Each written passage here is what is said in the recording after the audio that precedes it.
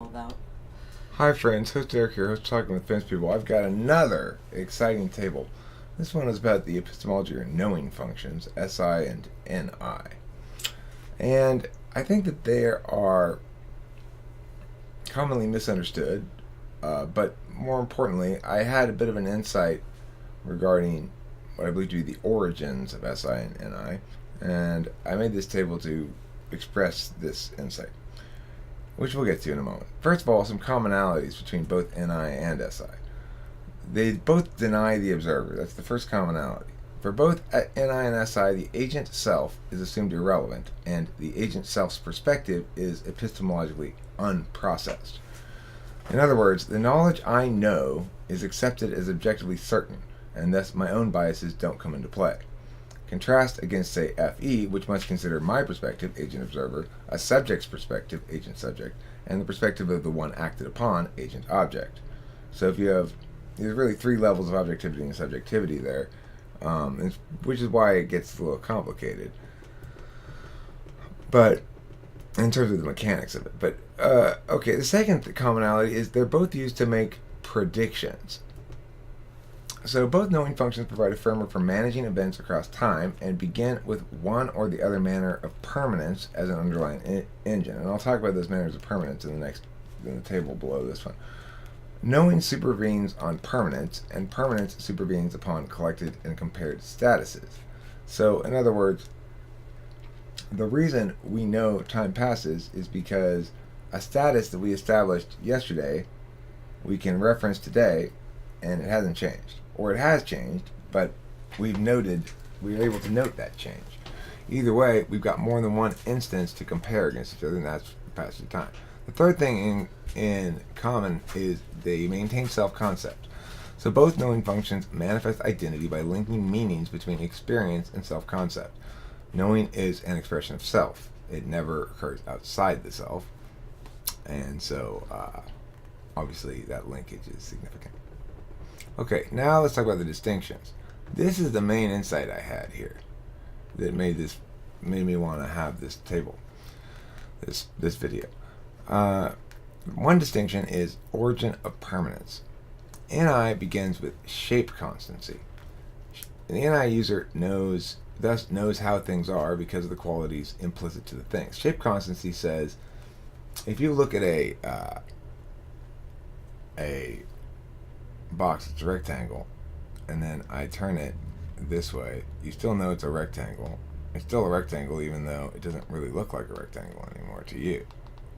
It looks like some other thing. Anyway, time is inferred from the ways in which some statuses update while others do not. The perspective changes, but the meaning persists. In contrast, this is something people develop very early on in life. Similarly, people also develop very early on in life object permanence. SI begins with object permanence. The SI user thus knows how things are because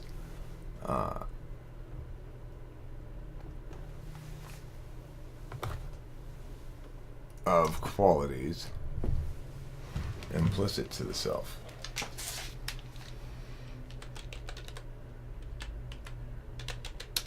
Meanings change, or don't, but the subject's perspective persists. Time is inferred from repeatability of interactions with objects in space. Multiple experiences necessitate sequence, and thus the passage of time. So in other words, object permanence says, my perspective changes. My perspective is the thing that doesn't change. I'm looking here, I'm looking over here, I'm looking over here. The point is, I'm the observer, I'm observing stuff. But the meanings, that thing there, is still the same thing, and it's still there, even though I've been away from it for a while. And it doesn't surprise me that it's there because I noted that it was there before. Of course, it wouldn't surprise me if it weren't there because I'm aware of the fact that other agents can act upon objects in the interim as well.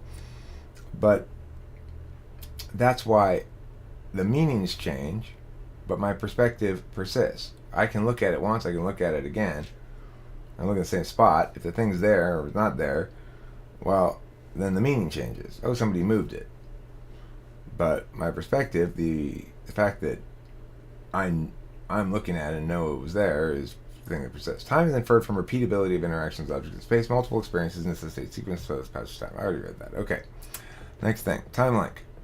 So as a consequence, the main difference between NI and SI then has to do with the time length. NI treats time as turn-based. It understands fluid systems as closed systems, and to the extent that if it factors in self-evolving ecosystem factors, it renders such into single vectors. Unlike other metaphysical functions, NI resists objective self-critique. Mainly this is because NI frames knowledge as gleaned from external sources will-lessly. An NI user understands knowledge as independent of an individual's ontology. In contrast, SI treats time as fluid. It understands fluid systems as open, and thus is always particularist and subjective in that which it knows. Heuristics, models, and taxonomies are extrapolated from personal experience and are correct insofar as they are consistent with an ontological purpose. Time links to the body, sleep rhythms, hunger, thirst, energy level, and other subjective biological needs. Meanings are instrumental in serving the self, and their persistence is accordingly subject to revision as the scope of experience grows. SI users, should also be noted, might say something like, well, my memory might have been bad. Maybe I don't know that after all. Or they might say something like, well, I learned that, but obviously I was taught the wrong thing. So that's why. I remember when I learned it, I remember when the teacher taught it to me, but obviously that teacher was wrong, and that's why I'm wrong about that. Or something like that.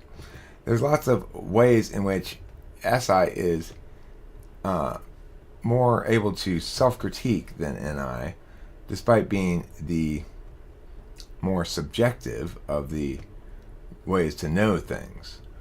And that brings back into resolve the problems associated with the fact that there are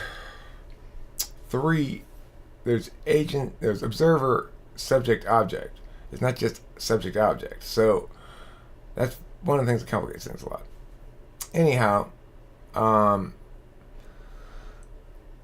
note this also, ENFJs who have SI in the 7th slot, they really don't understand themselves as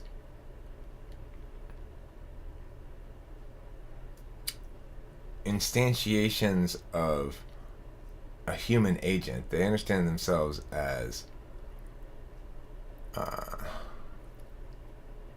force vectors within a system. It's odd how little they have self-concept. So, NI does provide a manner of self-concept, but it's as one relates to the systems. So if you're like TE instead of FE, TENI, ENTJ, it understands one's self as a source of force vectors and impacts in a system, not as the whole point of the thing, which is, of course, and why exist if you don't care about yourself? But that's an SI perspective, and I don't know. Anyway, that's my thoughts on SI and NI this morning. I hope you enjoyed this fine table with colorful colors and wonderful Yuletide spirit and joy within all of our hearts together, combined again for the first time, tasting forever the flavor that never goes away. So, if you enjoyed this video, don't be afraid to share it on your favorite sharing locale, that being something like Reddit or Quora or YouTube video sharing suggestion portal. Someone needs to make that webpage, obviously. It's just a what to watch on YouTube. I got YouTube review YouTube channel. I used to do a review podcast called Vox Monitor.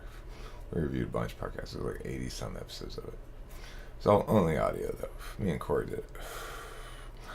Anywho, thanks for watching. Don't forget to eat plenty of cheese. And yes, please do share. Sharing is caring. And caring for me anyway, because I'd like to be very successful instead of mostly totally unsuccessful, but with a little bit of of polish on my turd. Thanks for watching.